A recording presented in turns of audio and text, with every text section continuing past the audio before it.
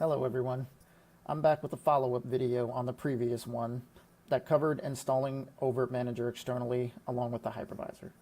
Today I want to quickly cover two topics. The first being that we're going to set up an Ldap server to log in with, and then we're going to upload our first image in order to create a virtual machine.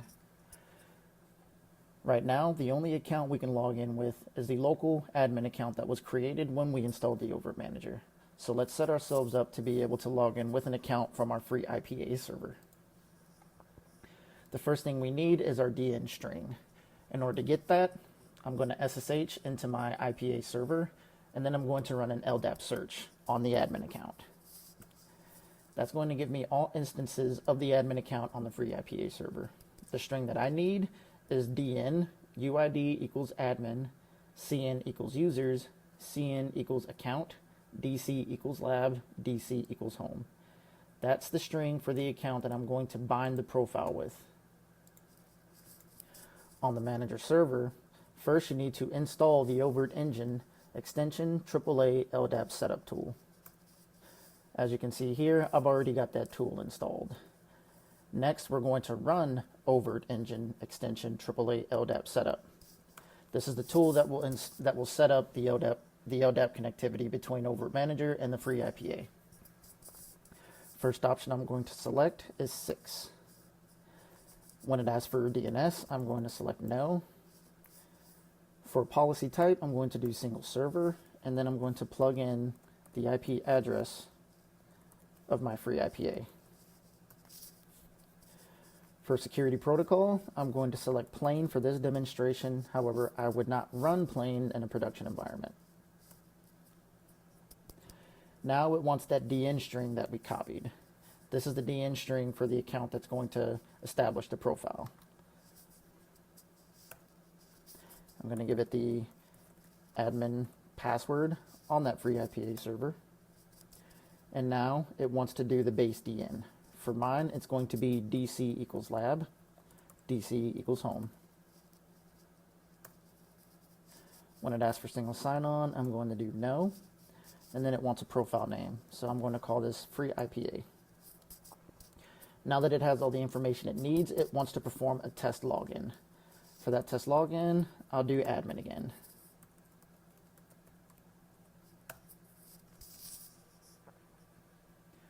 Now that we have a successful login, we can save it, which will create that profile on the Ovirt-Manager and make it available to use. Before we can start using it, let's restart the Ovirt-Engine service. That way the server picks it up.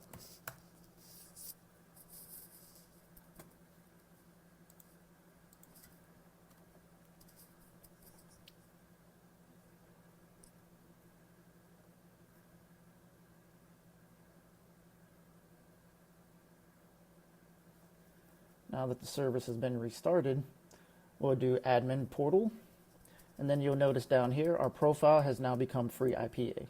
You can switch that back and forth, so we can switch it to internal to log in with the local admin, or free IPA to log in with an account on the Ldap server. Unfortunately, we can't log in with any accounts on the Ldap server yet. We need to make those accounts available inside the Ovirt-Manager. So we're going to log in with admin on the local.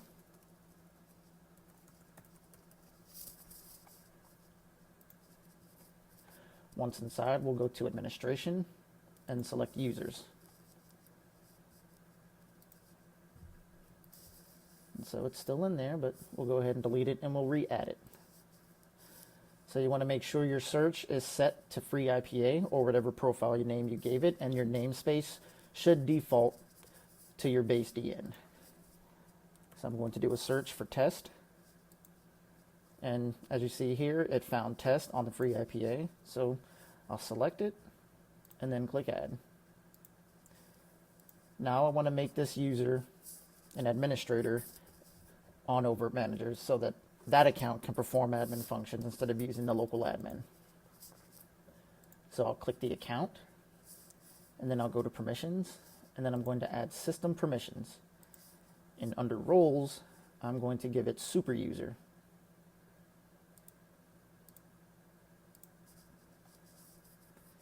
Now we have another admin account that we can use besides admin. So let's log out, and then we'll log in with the admin account. with the new admin account, I should say. So our username will be test, and we'll input test password. And as you see, we have now logged in with the test account on the free IPA server. Any other accounts, you would just repeat that process, and it'll continue to add more accounts, and then you can give them varying roles. So you might want to give it just a basic user role for general user, cluster admin. There's many roles you can add and permissions that you can set on each account that you add. The next part of this video, let's go to storage and domains. And we already have a storage domain, but we added a second one. The second storage domain is going to be the domain that I want to add my CentOS image to so that I can create my first virtual machine. So let's go ahead and we'll click the data2 storage domain. Then we'll go to disks. And then you'll see an upload button. We'll do start, choose file, and then we're going to select the CentOS DVD. It's going to populate the information of the DVD, its name, description, its size, where it's going to go.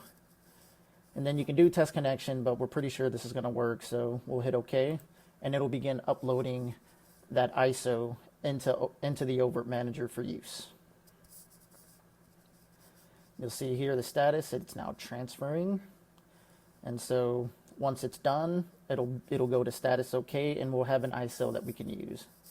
Now we already have this ISO uploaded, so we can go ahead and launch our first virtual machine using that ISO. And just to show you, I'll go to my first storage domain, and here we already have the CentOS DVD uploaded.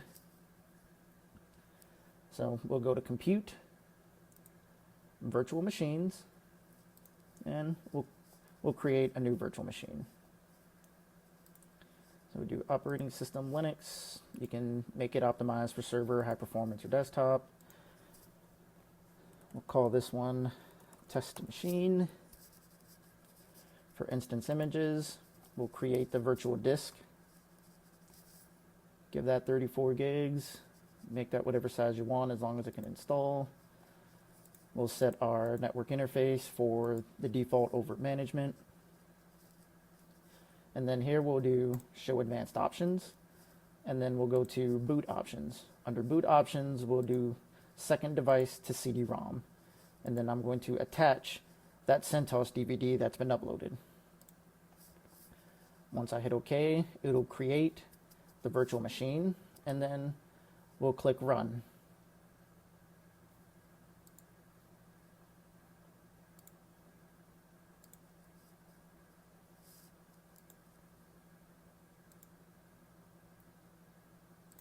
So let's open a console and see what our virtual machine is doing.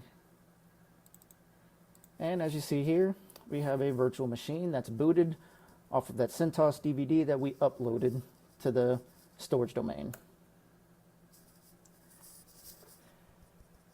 Thank you all for watching the video. I will be uploading more that will cover some more advanced topics at a future date. Thank you.